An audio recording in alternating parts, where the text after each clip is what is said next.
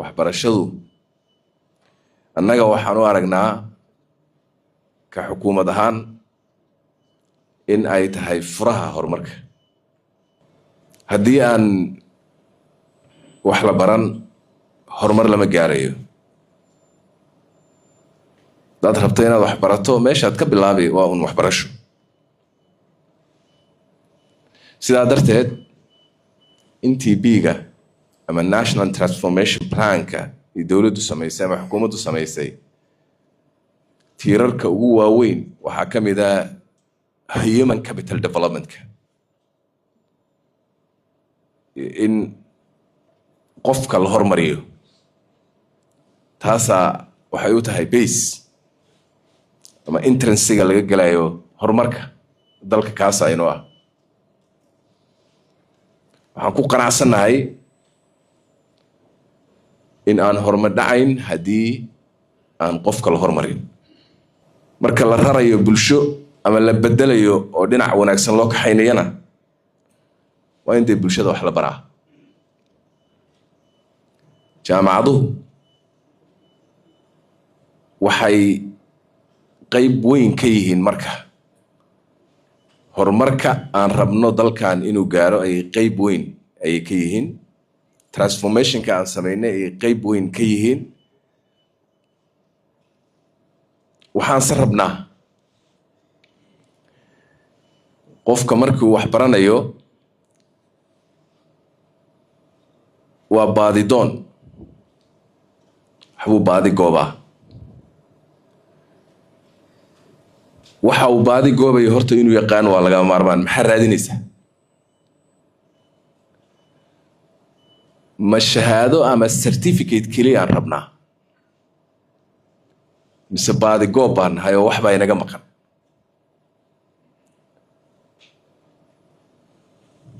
waxbarashadu hadday ku ekaato qofku inuu certificate raadinayo waa waxbarasho mayita, waxba ma kordhinayso, waxba ma bedasho.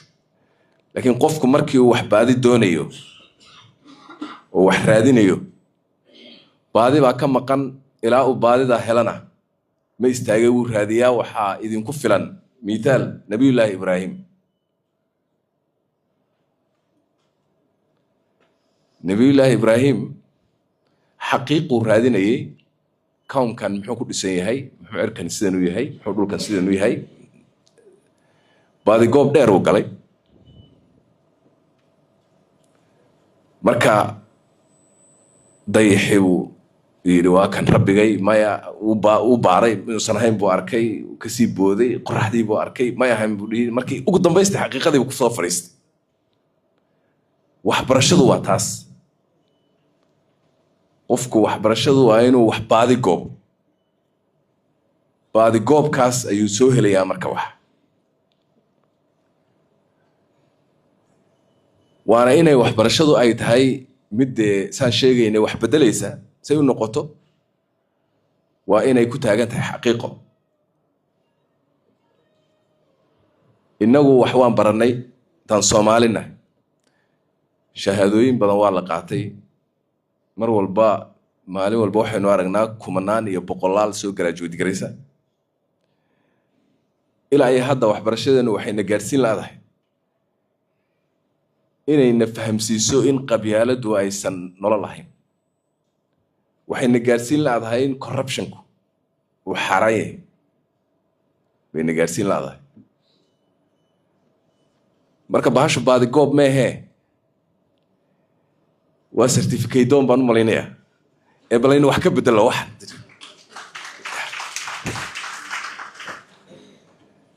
bal waxanaynu wax ka bedelno. waxbarashadeenna wasiirkana wax fara badan baan wadaagnay, in badan baan ka doodnay hawshaas. from the beginning ilmaha Soomaaliga, qofka Soomaaliga suu eg yahay seel u shape garayna. how we can shape the Somali. qofka Soomaaliga ah seel u shape garayna the Somali citizen. see u ekaanaya. marka waxaan u baahannahay inaynu ka bedelno noocan xaabqaadka ahoo aynu u bedelno nooc qorshaysan وقفك dadka Soomaalida ah markii uu shahaadada master qaato ama PhD qaato waa inay waxna u xallisho waxna ka xarimtade waa inay jid u jeexdaa waa inuu wixii hore bedelaa waa inuu bulshadii ka bedelnaadaa waa inuu qof kale u ekaadaa laakiin wuxuu inba dhex fadhin waanan certificate baan soo qaadanaa intaan ka qaadanaa wax weyn ma tarayso bulshadan wax ku transformation kan sameynayna rabno ma sameynayso maybe inuu qofku shaqo helo oo iska dhici kartaa laakiin haddana saan doonayno bulshadaan rabnay ma noo dhismayso marka anigu meesha horta aad baan u adkaynayaa waxaa kale oon rabaa hadda waxaa naloo sheegay themeska sanadkan ama masterska dadkan qaatay ay ku sameeyeen researchka ama PhD-ga ay ku sameeyeen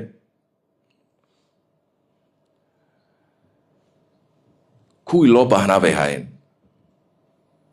from blue economy to environmentiga iyo climate changing to peace and sustainable development-ka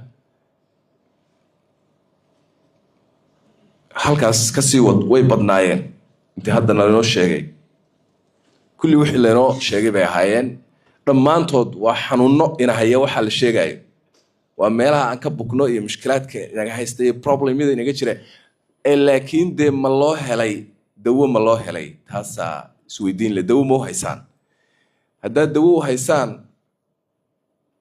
waa sidii hadda Faarax sheegayay kombiyuutaradan ayayna idinku jirin laptopyada shalfisyadana ha ku tuurine waxaynu u baahannahay in practical laga dhigo taas baynu u baahannahay 22 sano waxaynu practice garaynaynaa nidaamkeenu xukunka ay federalism federation wuxuu inaga sii kala kaxeeyay mooye wuxuu inoo tara waa weyn waa la'anahay wax weyn dabcan wuxuu waa qabtay laakiin haddana dawladnimo waa inoo dhisilaayahay saan rabnaya waxaan u baahannahay qof halkaa u dhumo oo baadi gooba oo soo hela mushkiladana haystay xaggaas waa u baahannahay qof meeshaas aada oo u baahannahay wax kastoon samayno innaga institution kasta from mararka qaarkood xataa gurigay galaysaa odayga iyo xaajiyadiisa ay ka soo bilaabanay ilaa dawladnimada ugu weyn inta institution ay u dhaxaysa inta waad garanaysaa noocay rabtaba ha noqotee inta faraha badan waxay naga burburisa qabyaalad marka xal ma loo helay wallahi ya xal qof xagga u dhumo asagana meelaha baadi goobka sameeyo wax soo helo waan u baahnay yeena inaga noqon culumtu midkii ilaahay sheegay oo tilmaanta xul laga bixiyay oo kamathali alximaar yaxmilu asfaaran dameer kutubo badan xambaarsan dameer musxafka quraanka xambaarsan ama Bukhari ama Muslim oo dusha ka saaran yahay muxuu ka faa'iideeyaa waxba kama faa'iideeyo culays mu ku dilay marka yeelan sidaas oo kale hadii culumta ama waxbarashadu aysan noqon waxbarasho ujeedale oo baadi goob oo wax la baadi goobay hadaysan asal ku ahayn oo wax lagu daweynayo hadaysan noqon noocaas way kaanaysaa ana weyn ma tarayso aan ku soo gabagabeynayaa hambaliyo mar kale waxaan rajaynayaa insha Allah in ay halkan inooga bilaabato oo UPs inooga bilaabato waxbarasho nool waxbarasho nool oo wax bedesha inay halkan ka bilaabato ayaan rajaynayaa